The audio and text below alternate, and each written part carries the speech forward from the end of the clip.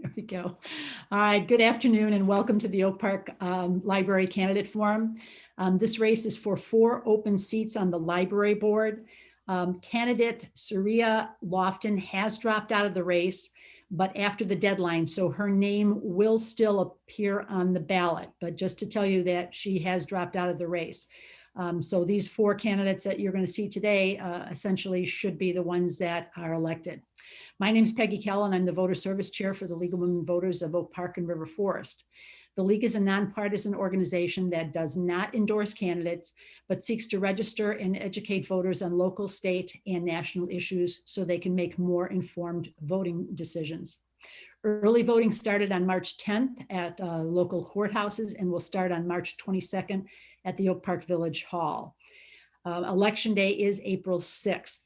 Following this forum at 3:30 will be the Oak Park Township Trustee Forum, and you can still register for that forum on the library's website. Many thanks to Rashmi Swain and Bridget Opthalt from the Oak Park Library for their technical expertise and partnership for all of these candidates. Now for the ground rules. This forum is being recorded and will be posted on the library's YouTube channel and also on the League's YouTube channel once it's ready. Candidates are given 1-minute opening and closing statements. After opening statements, the same questions will be asked of each candidate with 1 minute to answer. The order of speaking will be alphabetical, and all the statements will be, the answers will be timed. I, as moderator, will read the questions that were submitted in advance, and if you still can, and you can still submit questions to the Q&A if you have any additional questions for the candidates. I'll make sure the questions are appropriate and avoid duplication. So since we're going to do this alphabetically, Madhurima, you're going to start off with your 1-minute opening statement. Hi, I'm Madhurima Chakraborty. So I'm going to give everyone a pronunciation code that I think people should be able to see. So that's Madhurima Chakraborty. I understand I only have 1 minute, but I wanted to point out that this minute is a little unequal because my name is so long and I can't believe Matt Fruth gets the same minute that I do. But I wanted to say that I am an English professor at Columbia College Chicago, where I teach classes on race, on ethnicity and colonialism, decolonization. And I'm running for the Oak Park Public Library Board because I believe in equity being part of every single institution, and that our library, this institution that really everybody loves and is beloved in Oak Park, is a central place that we can have things like information, knowledge, literacy, however we define that in the 21st century, be accessible to as many people as possible. Thank you. Matt? Good afternoon. Thank you, League of Women Voters, for facilitating this forum so the voters can hear from us. My name is Matthew Fruth. I am a lifelong resident of Oak Park. Went to Ascension School and would go to the Mays branch after school to work on homework or just kind of read whatever I could get my hands on there. Have since settled in Oak Park with my family, raising my 2 daughters, and have really enjoyed my service so far on the library board. I feel like we have a chance to move forward and really redefine how public libraries provide service to communities and be a leader across public libraries in the country.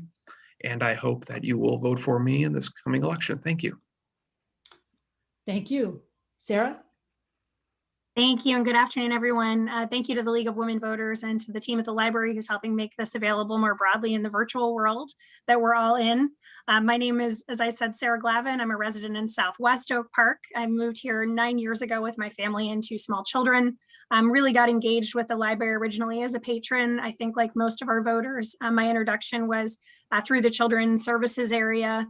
And was very impressed about the work. But after these last 4 years serving as a trustee, I really understand the difficult balances we make in evaluating investments at the library with the budget process to ensure that we can keep not only equity in this village, but continue to stay focused on affordability. I've been very proud that we've been able to do some big things, including pay equity, which is something that was a big initiative, while at the same time returning dollars to the levy this year in a pretty significant way. So we've welcomed those opportunities, and I hope to continue more if you give me your vote. Thank you. Peter?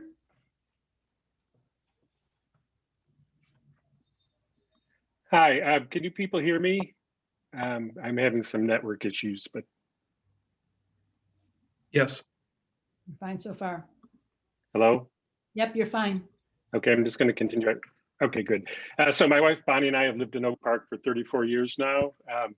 We noticed Oak Park when we were reverse commuting from the city out to Naperville, and we knew from those little visits that this was where we wanted to live and raise a family, even though it was still going to be a long commute compared to living out in Naperville or somewhere else. We were attracted by the diversity of the businesses and the architecture, and above all, the people.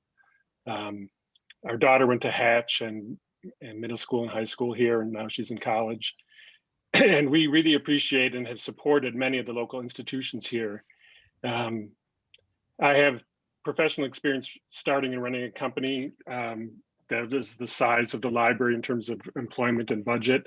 I've served as treasurer on 2 volunteer association boards, where I've learned to balance wants versus requirements and listen to the whole community, make sure that no factions are driving it to the, at the expense of other groups.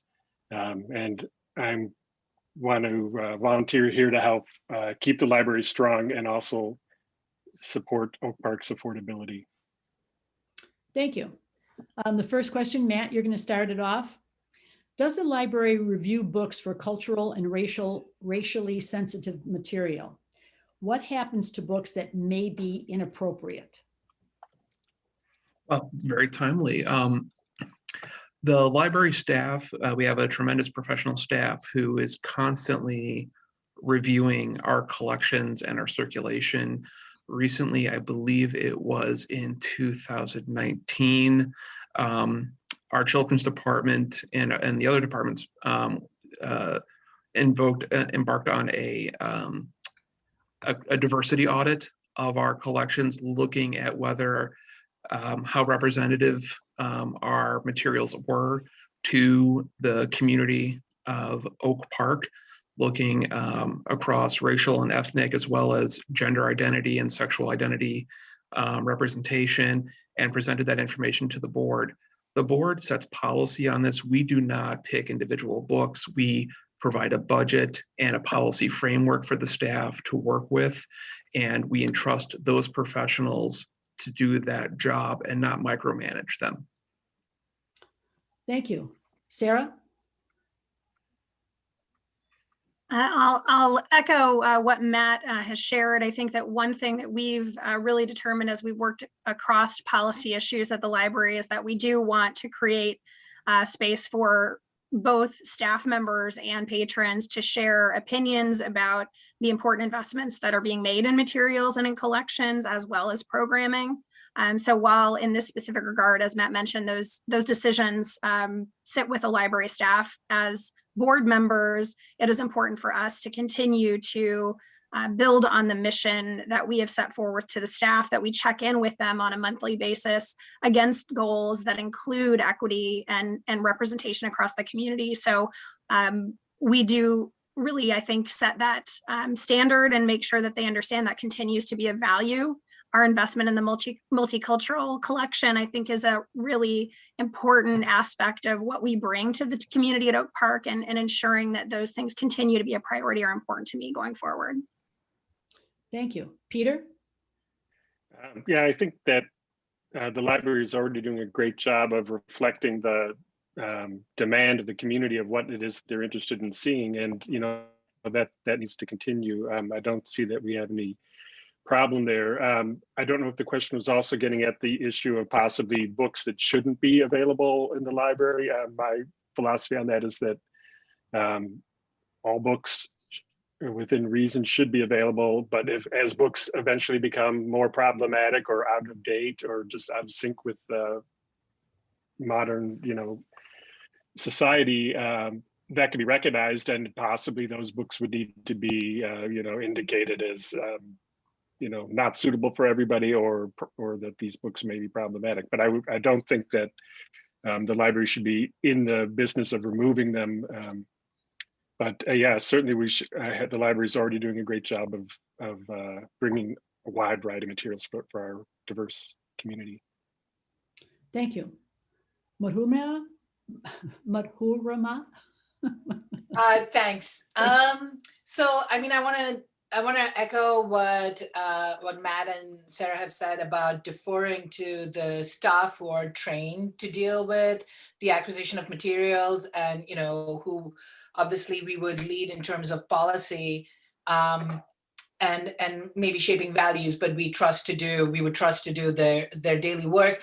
I will say that I have actually, in my role as a literature professor, taught classes on banned books. So I firmly believe, and this is a library based event, right? Because it depends on lists of books that are generated every year, that the American Library Association tabulates the most challenged books in a year. So I actually think that the library is a great place where we recognize what books tend to get challenged, what books tend to get labeled, and what that says about a current culture. And I look forward to those events at the library, actually.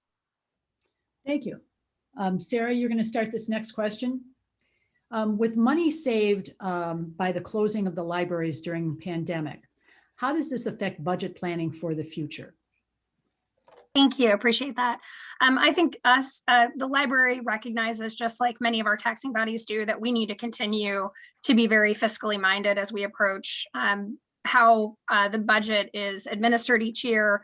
And that's something that I know in my time here has been a very lengthy process. We spend months reviewing what we should prioritize. And as the bond debt was retired on the main library branch, that's been something that's been even further at the forefront of our conversations. And how do we manage that stewardship effectively? While the closure of the libraries, did keep some of our facilities from being available, we've been very proud that we've maintained all of our staff. So one of the largest costs to the library, as you know, are our staff salaries and benefits, as well as the collections. And so that's something that will be maintained, but again, will be continually something we focus on as we move forward. Thank you. Peter? Hi. Could you read the question? Because there's one particular part of the wording that I think is very important. With the money saved by closing the library during the pandemic, how does this affect budget planning for the future? Okay, so the question itself has a misunderstanding that money was actually saved during the closing of the pandemic. If you look at the budget, as Sarah mentioned, 96 or 97% of the budget was spent on as budgeted for staff, which is the bulk of the budget. And that overall, if you look at the year end for 2020, essentially no money was saved. So the question says, what should we do with that money? Well, there is no money saved in 2020. Personally, I think that was a missed opportunity, that there could have been some savings that could have been used maybe to accelerate reopening or to put to other uses, as the question is suggesting. But yeah, the question is misleading in the sense that there was no savings during the long closure of all three branches. Thanks. Thank you. Madhurima? Yeah, I think maybe pulling together what Sarah and Peter pointed out, that I don't know that we would say that there's been any savings, but I also want to acknowledge that when we think about the library having been closed, right, the fact that the main library was shut down only intermittently, but the other two branches have had to be, the fact that this registers as a closure for the community says something about how beloved these spaces are to us and how much we miss them. But that said, the staff had to be paid. And of course, there's been an increase, like a skyrocketing increase in like digital materials that have been provided. And I think, I know for a fact that I have read all or 7 of the Maisie Dobbs novels just in the last couple of months. So I know that there has been an increasing demand for these materials and that they be available in different forms. So I think that the services are still very much part of the way that the library is operating. Thank you. Matt? Yes, I would agree with what was said, was that looking at the way public libraries provide services now, it is beyond just whether or not the physical spaces can be accessed. While we did have extended closures for the safety of the community and our staff, we expanded our virtual offerings. We managed questions from the community. Materials still needed to be handled throughout this time, and service was there to provide resources to them. And our staff makes, our materials budget has changed over the years to almost exclusively print, to expanded databases and streaming services and audio books and electronic books, that while we have had physical closures, our services have been just as robust and now virtual and expansive as they have ever been. And our staff has been working extremely hard to connect with the community. Thank you. Peter, you're going to start this next question. How did you and your family use the library pre-pandemic, and how did you use it during the pandemic? Pre-pandemic, the library was a place where I took my daughter. I actually had 2 years off in between jobs when I was the primary caretaker for our daughter, and the library and Scoville Park was one of our centers of operations. So we spent a lot of time there using the children's resources, story times, and just looking at all the books. So I would say we were an avid user. I wouldn't call us power users, but we did use the library regularly. It was a part of my routine during those great years when I was with Cassie all day long. During COVID, I've checked out some books and picked them up remotely, but I have to say that overall, the library was a lot less accessible, physically for what I was typically how I used it. So my use went down. Thank you. Madhurima? So, I mean, I fell in love with the library just like most Oak Parkers did when I walked into the main library building, and just the fact that there's a place for kids to like play in the library was mind-blowing to me in the way that I grew up around libraries.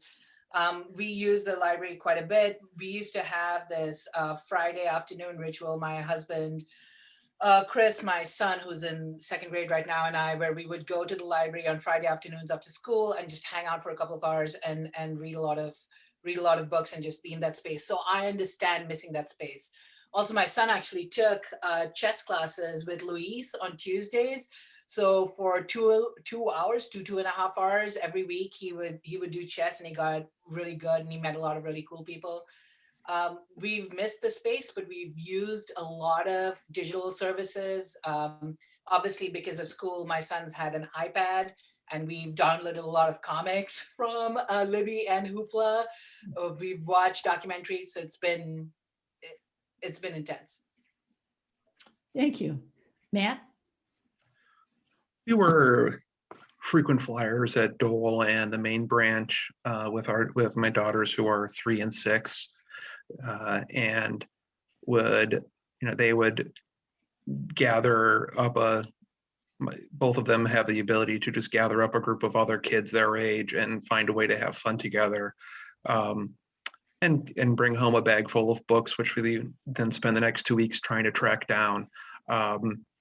I would get a book myself every now and then, but a lot of what I was using was digital services, ebooks, and articles through our databases. Since the pandemic, we have, used some more of the streaming services for my daughter so they can kind of see different content and some additional ebooks from them, but trying to balance that with how much screen time they're already getting. So it's been a balance. Thank you. Sarah? Yeah, I'd say our usage has shifted more for my children than for myself. I've always been a digital services user and someone who also used the library for printing services and technology resources. So often I would go and work at the library while my kids kind of, did summer reading and participated in reading time and other activities in the children's area. As the pandemic, we're also maze users as Southwest Oak Parkers, and my kids we'd walk to maze as kind of a family activity. So that shifted. My children have become much more proficient digital users, and I think both with Hoopla and Libby and our ability as a library team to meet that need and continue to curate content. My kids have participated in a number of those activities, but also the programming that's been going on virtually, I think. Especially in the midst of the pandemic when it did feel difficult to connect with kids their age. The Multicultural Library, as an example, I think did a really wonderful job at engaging children in programming. So we were active with that as well. Thank you. Madhurima, having a hard time here. Madhurima, you're going to start this next question. Should events continue being virtual? And should the library look at having sign interpreters or closed captioning for these events? Yes and yes. So absolutely things should continue to be virtual, not everything, like I've been teaching my own college classes remotely, and I feel lucky to be able to do that. But I know that there are some things that work virtually and some things that don't. The potential of more virtual events is fantastic. The number of people, the accessibility potential, increased in access is really strong. There's a really strong potential there. We can do more. We can do a lot more, because people literally don't have to leave the rooms. But that would have to depend on the infrastructure for access to these virtual events being in place. And I'm not sure that those are always there. So I think that we want to be nimble and careful and nuanced in thinking about how much we continue with our virtual services. And for sure, anything that's virtual needs interpreters. Thank you. Matt? Yeah, so I think that while we've definitely learned, new ways of delivering, I think the staff has learned new ways of delivering our services virtually. I don't think that it would be wise that even though we are being able to return to more in-person services, that we give up on that ability to reach out and connect with members of the community who don't have as much ability to come in personally. And yes, I do think that we should work on provide captioning or interpreters for some live events. If we can get an interpreter, I think we should. But I do think that I would think it would be appropriate for staff to invest, to do captioning for events that, we post up after the fact as much as possible, so that we are closing that accessibility gap that we've been working to close across our community. Thank you. Sarah? I'll share. I do agree. It's yes, and we should be doing a lot of virtual services. I think we've developed the confidence. We've started to reach some community members that had barriers, frankly, previously. And I think as we continue to learn from that, we should utilize that and really make sure that we're leveraging all channels.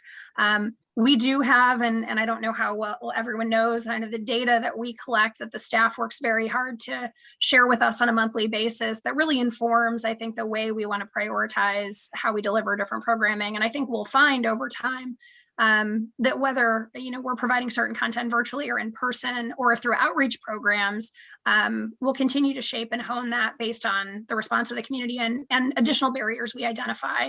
As we're looking to continue the anti-racism work that we're doing, I think we're also learning more about how virtual services are received by different constituencies, and that needs to continue to shape as well to be responsive to the community. Thank you. Peter?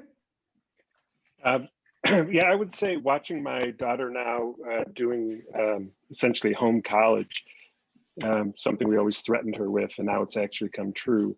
That, the newer generations take to this quite naturally, and I think that almost all their groups are virtual anyway. And I think this is part of the whole migration of the library from physical to digital is an issue. We can't leave people behind who want physical materials, who want in person. And so I think that it's natural that we keep things going the way they have been with, in-person meetings, but add a virtual component onto it. That's actually a pretty natural fit.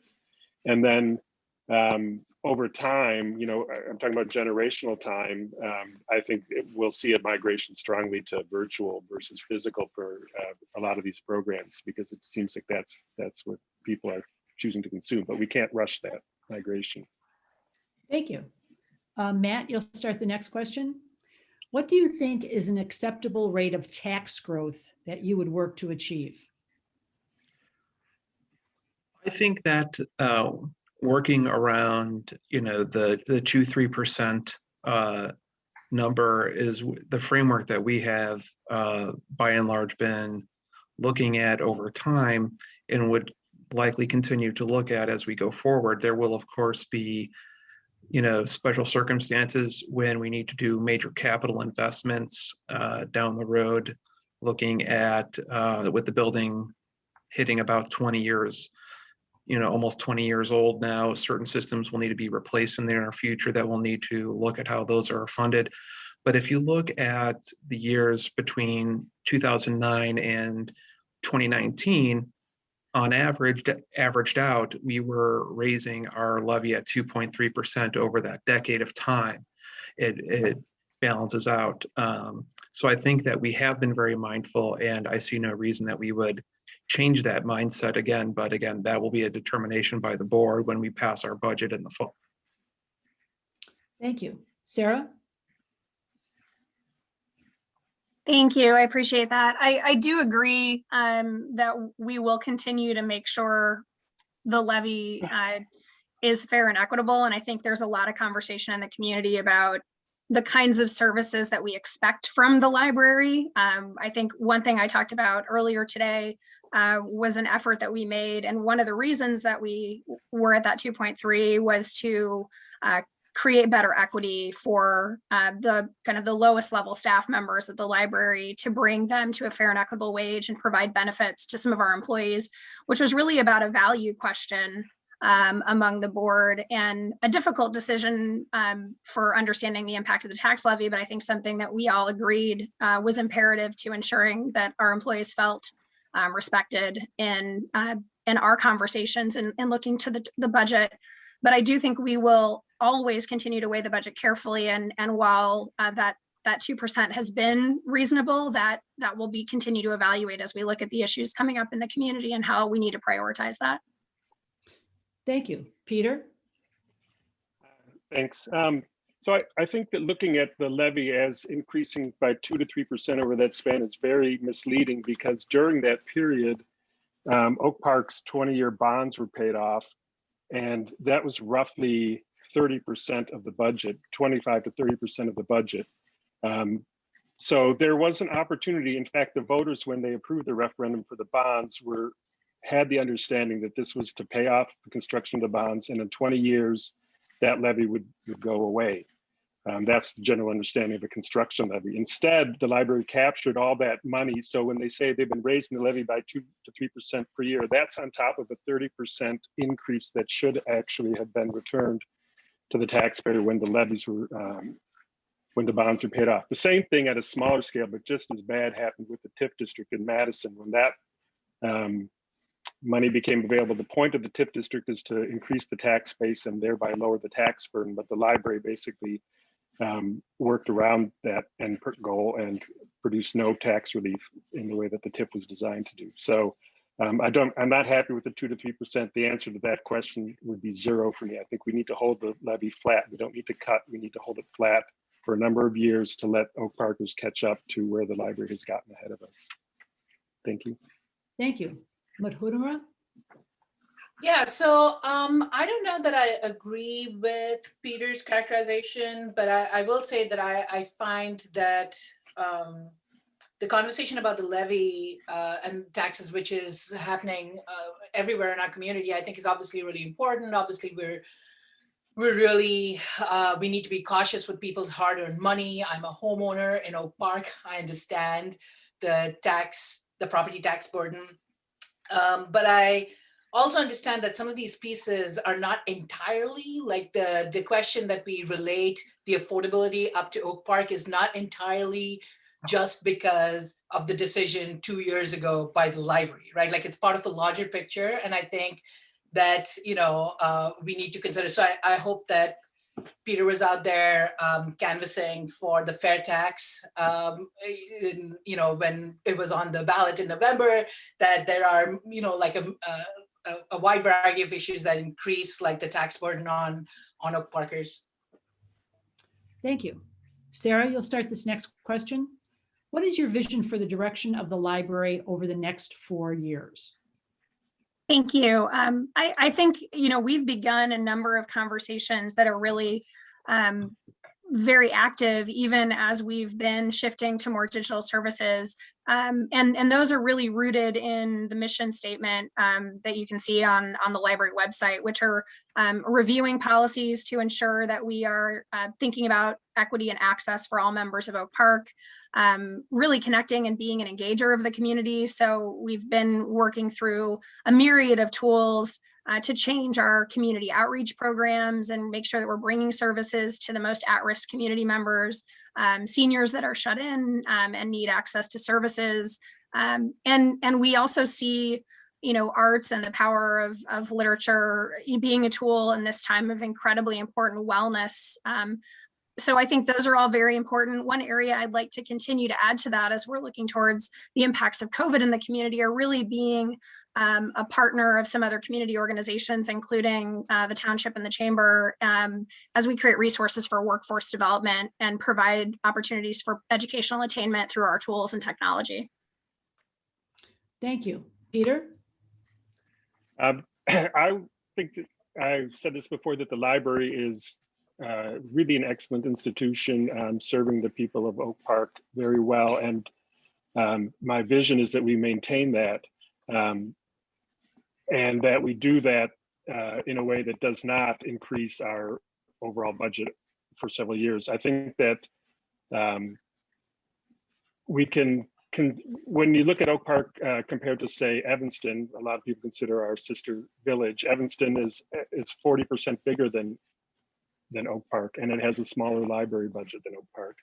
And Evanston is not known for skimping on its government services. So I think that it's possible to, over the next 4 years, hold the line on spending, not cut it, but hold the line, allow the residents and the businesses that have really been hurt by COVID to recover, and maintain the strength of our library during those 4 years without raising the tax levy. Thank you. Madhurima?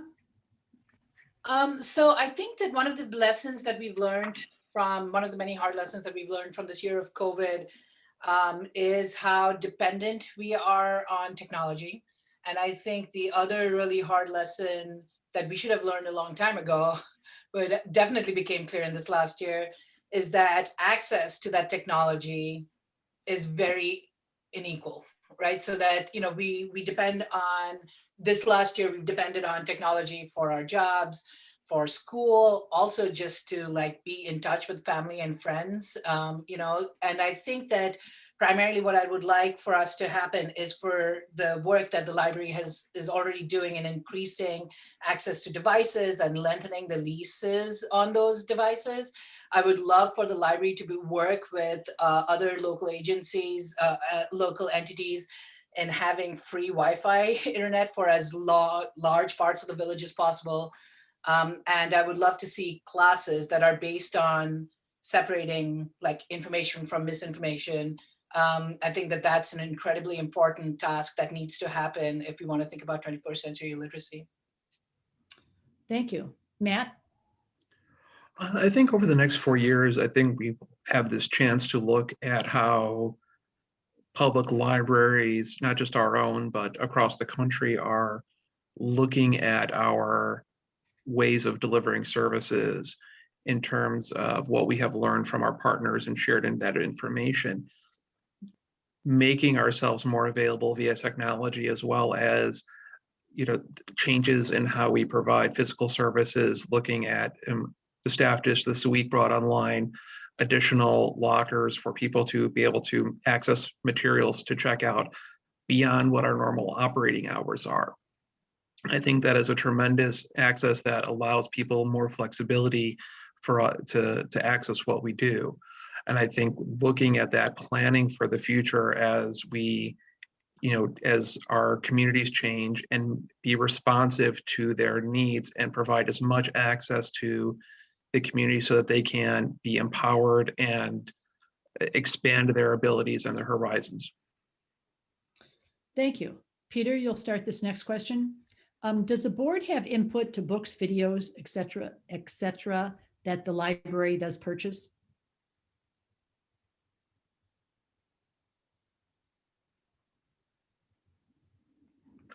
I'm not hearing you, Peter. You're muted now. I think your audio is having a problem. There you go.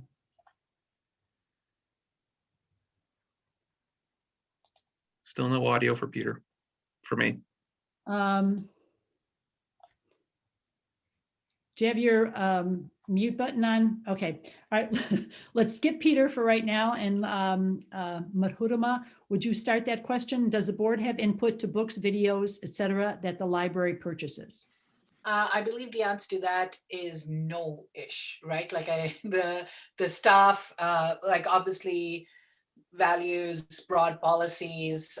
If we were to feel that another kind of audit that the library staff did a couple of years ago was necessary, then we would encourage that. But the actual acquisition of materials is absolutely left up to the expertise of the staff of the libraries.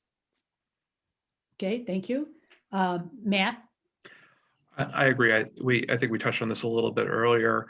The board creates a budget that represents about 12% of our overall operating budget is for materials. And it's up to the professional staff who are in the buildings every day, interacting with the public every day, who have a real sense of the pulse of the community, of what they are looking for, to make those determinations of what books we should get and what books are ready to be cycled out for non-use or updated versions. And I think that is the most appropriate place. We set a vision for what we want the library to be, and we provide the staff money via our budget, but those kinds of specific decisions are in the hands of the professionals. Thank you. Sarah? I'm not sure how much more I can add, except to say, I think to what's been shared, there is an opportunity for board feedback, much of which of that is really directed to David Seleb and the executive team, as there are unique opportunities or learnings about tools that other library systems are utilizing, or collection opportunities. I think we've been very proud of the multicultural collection and a number of other collections we house here at the library. And I think as we learn from other institutions, especially through the anti-racism work, we could see some things that are generated in those conversations. But at the end of the day, we're here as, we can give advice, but we're really deferring that decision to the professionals who, have our confidence that they're using practices and policies that are in the best interest of connecting to the community and making things accessible. Thank you. Peter, how are you doing? Can you hear me? Yes. Okay, so yeah, I echo everybody's opinion on this, that the board would not be in day-to-day involved in that. And I do want to say that I think the library's done a great job of this all along, bringing in materials, staying up to date, reaching a wide, diverse audience. And hopefully being responsive to feedback if there's anything that's missing, but I've never not been aware of that. So I think the library is already on the right track, and keep up the good work. Thank you. Okay, Matt, you're going to start this next question. And I think this may be our last one. Yeah, maybe this will be our last one. Does the library board have a reserve study completed to be able to use to wisely plan for the budget expense? Let me do that one more time. Does the library board have a reserve study completed to be able to wisely plan for the budget expense? Yes. We have several years ago commissioned a capital asset study that provided us with a timeline for the expected aging out of equipment across the properties that we operate in. You know, looking at HVAC systems, the roof, the electrical security systems, running the wide gamut, and we had just begun a master facility plan development just before the pandemic, and so that has been put on hold because a key part of that was looking at how people are using the facilities. And I believe that once people are back in our facilities and using them more frequently, we'll be able to reimagine, reestablish that process to really look how people are using our facilities so that we can plan for their further development as we need to continue looking as the community uses them. Thank you. Sarah?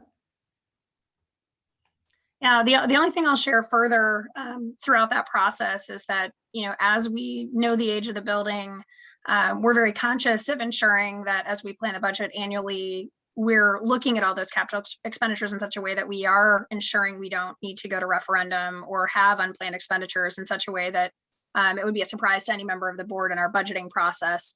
We did have the ability this year to do some additional capital improvements that had not initially been anticipated based on some situations because the facilities were not as accessible. So it made doing some of those pieces less disruptive to the staff and to the patrons.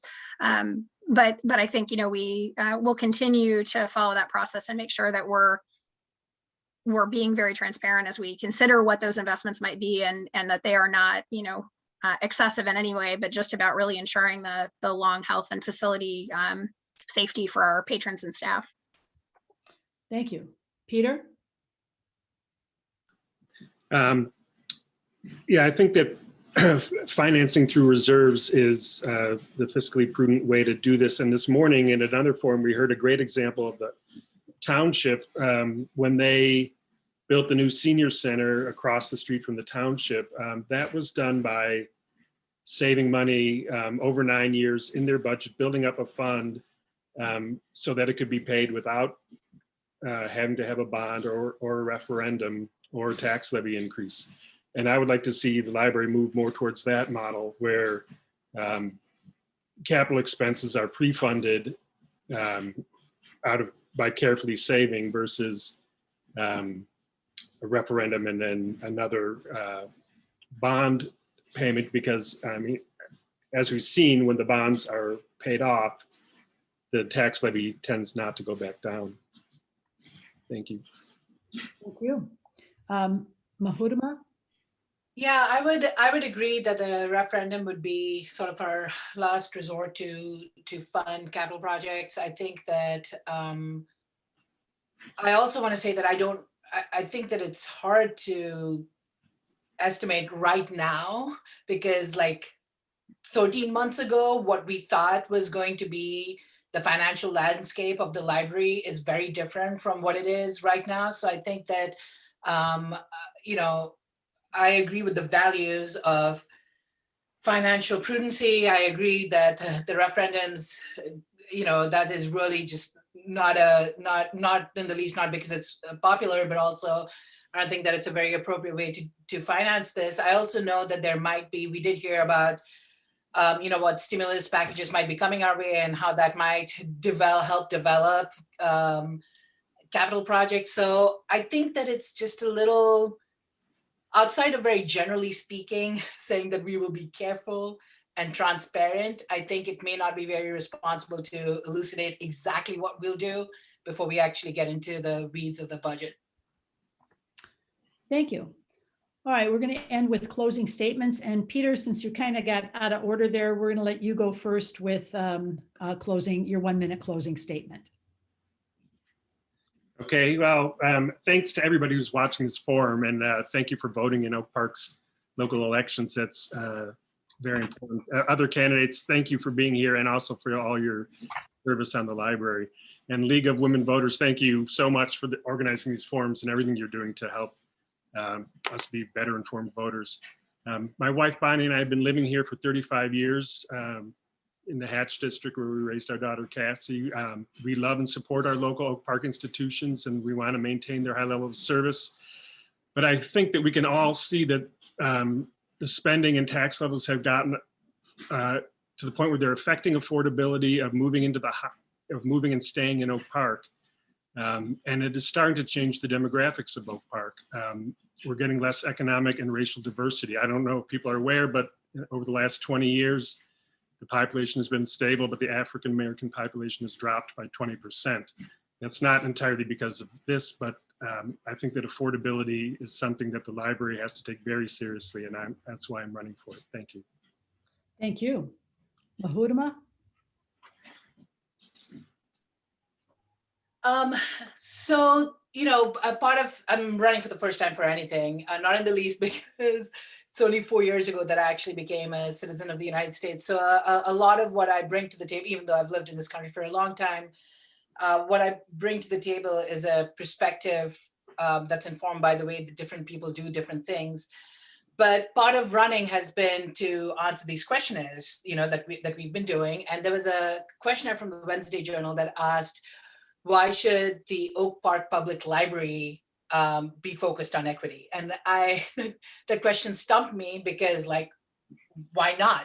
But I think beyond that question of, you know, if not us, then whom, and if not now, then when, I think is the fundamental idea that the principles behind a public library are in the strong belief that the better tools that we have at our disposal in terms of literacy, and again, I don't mean that just to mean the way that we can read, but the better tools that we have that are accessible to the most number of people, the more we thrive as an entire community. And it is to advocate for that I am running for this position. Thank you. Matt?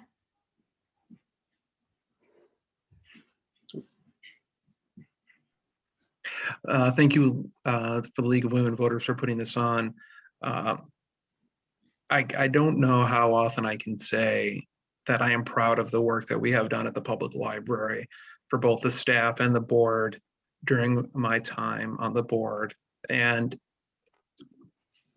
from what I believe is fiscally responsible decisions, including this past year where the levy has been will be reduced 8.5%, going into this with the last of the bond debts retiring, that along with supporting our staff through equitable pay, supporting our staff's decision to pursue anti-racism work, I think that we are on the road to serving our community in exceptional ways. And I look forward to another 4 years of helping lead this organization on that road. Thank you. Sarah? I feel special that I get to have the final word, but just want to share again our appreciation with the League of Women Voters and with the team from the library who's helping to enable sharing and communicating these forums out to the community. I've been really proud to be part of the library trustee team. We'll miss Marianne and Christian and their service and wish them the best as they move on, but hope that I have the opportunity to join you as a leader at the library again. Much because I really am someone who is always learning and is always curious. And I feel like my experience has been a continual education about what's possible in the community and what we can really accomplish when we listen and we're receptive. Even when we think we've made progress in certain areas, we have more opportunity. And I think the library has always had that approach to the community and will continue to. So I hope I get the opportunity to continue to serve the library and this community and continue to listen for the next 4 years. Well, thank you, candidates, for your participation and your sharing your thoughts during this forum. You guys did a great job. I want to remind everybody again that Saria Lofton has dropped out of the race, though her name will still appear on the ballot. Understand that there's 4 seats open, and the 4 people that you see before you are the ones that should be elected. We also thank you all for stepping up and serving our community. It's because of people like you in Oak Park that I think we function at such a high level. You will be able to review these recorded forums on the Oak Park Library's YouTube page and also the League's YouTube page once they're completed. Again, there's a forum following this for the Oak Park Township trustees. You can still register for that with the library. I want to thank my partners here from the library. You guys, library board, really, without Rashmi and Bridget, I would be lost in many different ways, but this has made the League's job so much easier with this partnership with the library, and we do value it, and we're very thankful for you. So I hope you will, this is our last Oak Park, today will be our last forums for Oak Park. Enjoy the rest of your afternoon, and thank you again for participating. Thank you, Peggy. Bye-bye. Thank you. Thanks, everyone. Enjoy the sunshine.